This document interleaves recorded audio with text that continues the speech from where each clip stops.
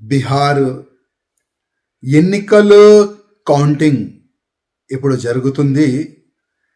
Result మనం చూస్తున్నాము. మెజారిటీకైనా ఎక్కువ సీట్లు మన ఎన్డీఏకి వస్తుంది. చాలా బ్రహ్మాండమైన విజయం సాధించినారు బీహార్లో. ఒక సైటు బీహార్ గెలుపు, ఇంకో సైడు జూబ్లీ హిల్స్లో మన బీజేపీకి వచ్చిన ఓట్లు. మొత్తం తెలంగాణలో ఇవాళ సోషల్ మీడియాలో ఏ విధంగా చర్చ నడుస్తుంది అది నేను చెప్పే అవసరము లేదు. గతంలో హుజురాబాద్లో బై ఎలక్షన్ వచ్చింది. ఈటెల రాజేందర్ గారికి ఎట్లయినా ఓడిపియాలని కేసీఆర్ గారు చాలా కుట్రలు అక్కడ చేసినారు. కుట్రలు అంటే ఏ విధంగా కుట్రలు అంటే బూత్ క్యాప్చరింగ్ కానీ, ఆ బూత్లో ఉన్న హౌజెస్లో ఎంతమంది ఉన్నారు, ఎంతమంది ఓట్లు ఉన్నారు వాళ్ళకి కొననికి కానీ, ఆపోజిషన్ నేతలకు డ్రాప్ చేయడానికి కొననికి కానీ, పోలీస్ ఫోర్స్ పెట్టుకొని ఎదురుగా ఉన్న పార్టీ వాళ్ళకి భయపట్టడానికి కానీ, ఎదురుగా ఉన్న పార్టీ కార్యకర్తలకి లాఠీ చార్జ్ కానీ, కేసులు పెట్టేది కానీ, అది హుజురాబాద్లో బీఆర్ఎస్ వాళ్ళు చేసినా మనం చూసినాము. సేమ్ ప్యాటర్న్ మన జూబ్లీ హిల్స్లో కూడా రేవంత్ రెడ్డి గారు చేసినారు. అది నాకు చెప్పే అవసరం లేదు. కాపీ టు పేస్ట్ మన జూబ్లీ హిల్స్లో జరిగింది. ఇవాళ నవీన్ యాదవ్ గారు కాంగ్రెస్ నుంచి గెలిచినారు. నా నుంచి నవీన్ యాదవ్ గారికి శుభాకాంక్షలు, ఎమ్మెల్యే అయినందుకు.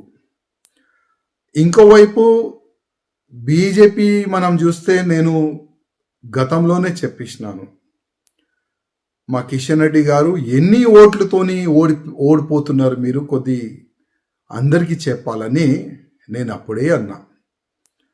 ఎందుకంటే ఇవాళ నేను పార్టీ నుంచి బయటికి ఎందుకు వచ్చినాను, ఎవరు వస్తారు చెప్పండి.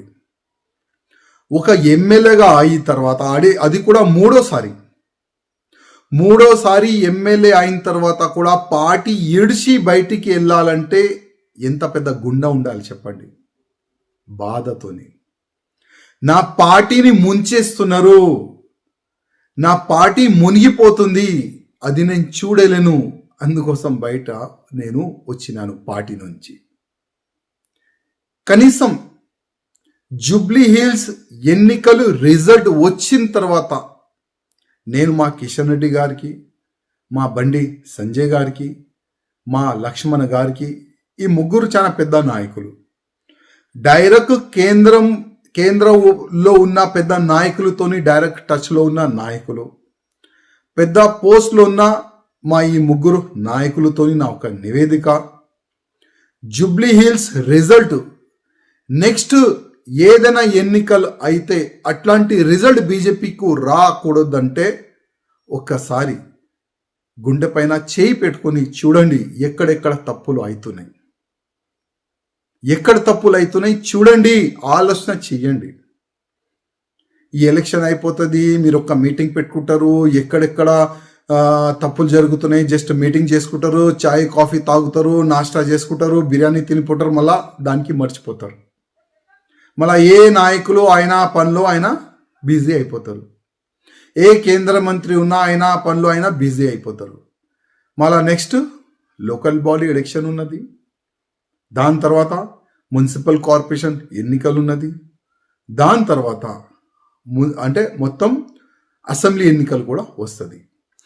ఈ 2 ఎలక్షన్లో బీజేపీ రిజల్ట్ ఒకవేళ జూబ్లీ హిల్స్ లాగా ఉంటే మళ్ళా బీజేపీ కార్యకర్తలు ఎక్కడ పోవాలి, బీజేపీలో ఉన్న సీనియర్ నాయకులు ఎక్కడ వెళ్ళాలి?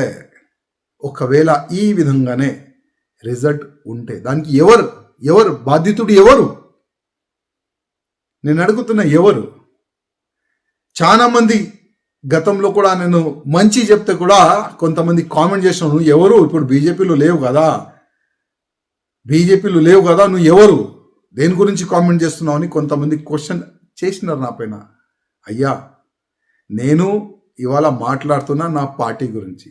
ఓకే, బీజేపీ నుంచి బయట ఉన్నా, కానీ ఇప్పుడు కూడా నేను నా పార్టీ అంటా.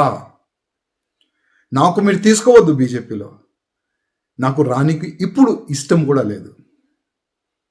ఎందుకంటే నా పార్టీని మొత్తం సర్వనాశనం చెయ్యనికి మొత్తం ప్లాన్ చేసుకున్నారు మా పెద్దలు.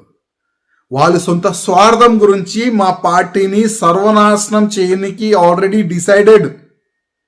నేను ఎట్లా రావాలి చెప్పండి పార్టీలో? నెక్స్ట్ ఎలక్షన్ కొట్లాడుతానా లేదా అది కూడా నాకు తెలియదు, నాకు బాధ కూడా లేదు. కానీ ఒకటే ఒక బాధ, నా పార్టీ ఖతం అవుతుంది తెలంగాణలో, నా పార్టీ సర్వనాశనం అవుతుంది తెలంగాణలో.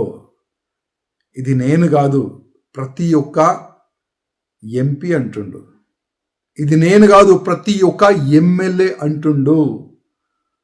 మాకు ఫ్రీడమ్ లేదు మా కాన్స్టిట్యున్సీలో, మా పార్లమెంట్లో మాకు ఫ్రీడమ్ లేదు.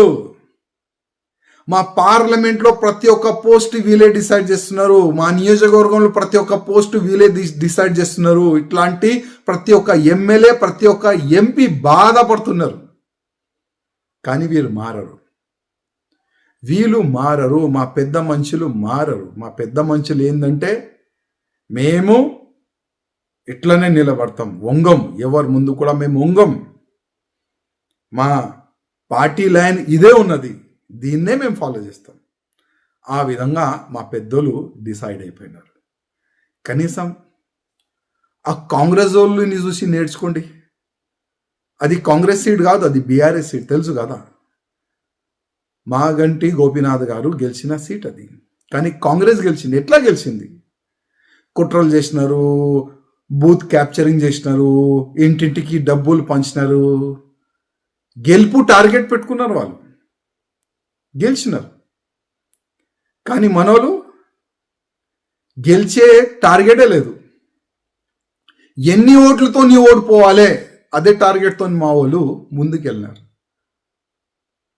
మా కేంద్ర మంత్రి కిషన్ రెడ్డి గారు పార్లమెంట్లో ఉన్న అది నియోజకవర్గం ఈజీగా గెలవచ్చు. అది ఎలక్షన్ డిక్లేర్ అయిన తర్వాత, అంటే గోపీనాథ్ గారు చనిపోయిన తర్వాత ఆల్రెడీ తెలుసు కదా బై ఎలక్షన్ వస్తుందని. ఏం చేసినారండి? ఎందుకు ఆ జూబ్లీ హిల్స్లో ఉన్న ఓటర్ని ఎందుకు చెప్పలేదు మేము ఉన్నాం మీకు అని? మా బీజేపీకి ఓటు వేయండి, మాకు ఇవాళ గెలిపియండి, మాకు గెలిపిస్తే నెక్స్ట్ బీజేపీ గవర్నమెంట్ వస్తుంది. ప్రతిసారి చెప్తారు కదా అక్కడిక్కడ, బెస్ట్ బీజేపీ గవర్నమెంట్ వస్తుంది, బీజేపీ గవర్నమెంట్ వస్తుంది. నాకైతే ఇంకా 50 సంవత్సరాలు అయితే కనబడతాయి బీజేపీ గవర్నమెంట్ వస్తుందని. ఈ విధంగా వెళ్తే ముందు, ఈ ముండితనంతో ముందుకెళ్తే బీజేపీ గవర్నమెంట్ ఇంకా 50 సంవత్సరాలు కూడా కష్టమే, చాలా కష్టం. నేర్చుకోండి, వేరే నేతలతోని కొద్ది నేర్చుకోండి. ఏ విధంగా గెలవాలి, ఏ విధంగా ఓటర్ని మన వైపు మళ్ళాలే నేర్చుకోండి. నేను ఏదైనా తప్పు చేస్తే, ఏదైనా తప్పు చెప్తే కూడా నన్ను క్షమించండి. కానీ బాధ ఉంది. కిషన్ రెడ్డి అన్న గారు, నా ఒక నివేదిక, రాజాసింగ్ మీ పైన కామెంట్ చేస్తుండు అని అనుకోవద్దు ప్లీజ్ ప్లీజ్. కానీ పార్టీ చనిపోతుంది తెలంగాణలో, కాపాడండి, పార్టీని కాపాడండి. ఇదే నా ఒక్క నివేదిక మా కిషన్ రెడ్డి గారితోని, మా బండి సంజయ్ గారితోని,